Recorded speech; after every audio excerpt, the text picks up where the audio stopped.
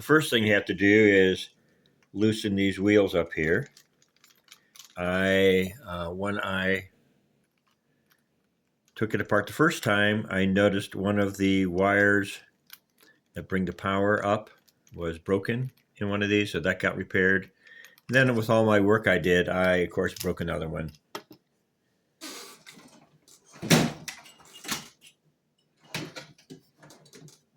Okay. I find these little forceps pretty good to take little pieces out because my fingers are pretty big and they don't come out very easily. So now I can move these aside, and you'll see there's a screw here that I have to take out. Loosen up. Okay. And of course, under this one, there's another screw here. Okay, if I can get it. Yeah, I can get it.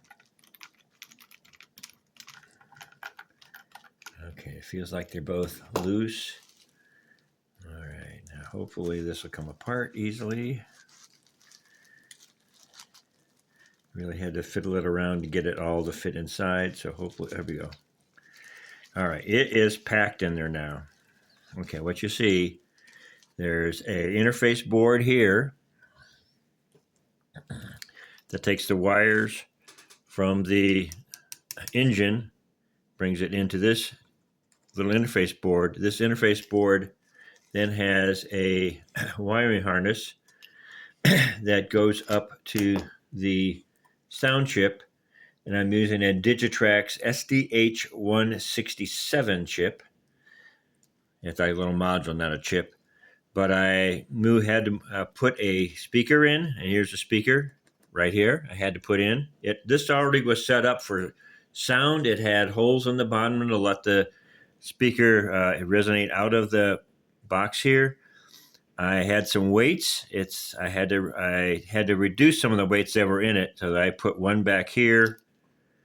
I had to stick it in here, and I had to round out spaces to let the power wiring come through. And here is the speaker wire coming out and going to the speaker here. Also in here, if you can see it, I'm not sure you can see it, there is a capacitor that is needed for the sound system, and that got basically hot glued in that position. And the most of the work was, once I realized it wasn't going to fit, was taking and making this cavity hole here that allows the sound chip to reside up in that cavity. And this was a cavity because there was coal on the top of it, which was very handy because it allowed me to allow the wiring to get put up in here. When I ground off the plastic, it has two support pieces here and here that were embedded into the top plastic here, which had to be removed.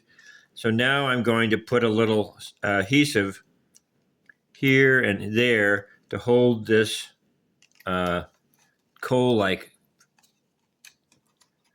look here in position. I kind of pushed it in there, said, yay! And then I need to go in here. I probably put a little super glue along this back area here, and then I'll reassemble it, and that will be the end of that. I was able to get it going with my Digitrax DCS52, and this has in it both diesel and steam options you can set.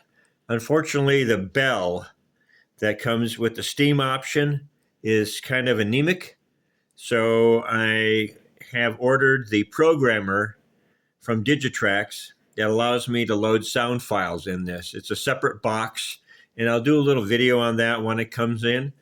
But it should be, now I'm going to say it, somewhat straightforward to get a different sound for the bell. I don't need to change the steam piston sound. It sounds pretty good.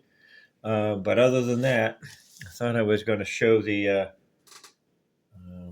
don't know where I put it. Anyway, oh, here it is. So I'm going to show you the size of the sound chip that was in it to begin with. This one did not have sound, but I bought it. I bought the engine.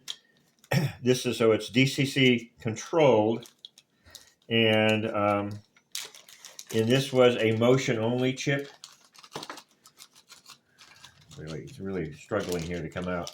Okay, so here was the original one that was in it. It's a DH126 motion only. It is significantly smaller. You can see in comparison, and it's also thinner than the other one. And also, the big difference is also it doesn't have the wiring coming out the backside for the sound system. These aren't used in my configuration, so I basically put some hot glue on them to kind of seal them up. They don't touch anything. But that's why I had to make that big hole in there, because I had to add the capacitor and I had to have this larger sound chip in it. So that's what I had to do. It took a little kind of figuring out what I had to do when I figured I could not get it to fit in. And I said, well, I had, there was some, like a little hole in there already, and it had it was kind of a weighted kind of material that was up in that little crevice there, which I had to make the hole much larger, pulled this out, and now I can put my sound device up in that area. So anyway, that's what this is. When I get the programming device, I'll do a little video on that, and hopefully we'll get a nice bell on it. It's kind of like clunk, clunk, clunk bell right now. I want it like a good ringing bell. But anyway, thanks for watching, and glad those that came out to the Spokane train show. Thank you for going to that, and if you came by, thank you for coming by. I really appreciate it. It's fun to have people that can watch the videos and then maybe give me some feedback at the show. But my comments are on, so anything you want in my YouTube channel, please just give me a comment back, and I'll try to get to that and answer that. Thank you very much.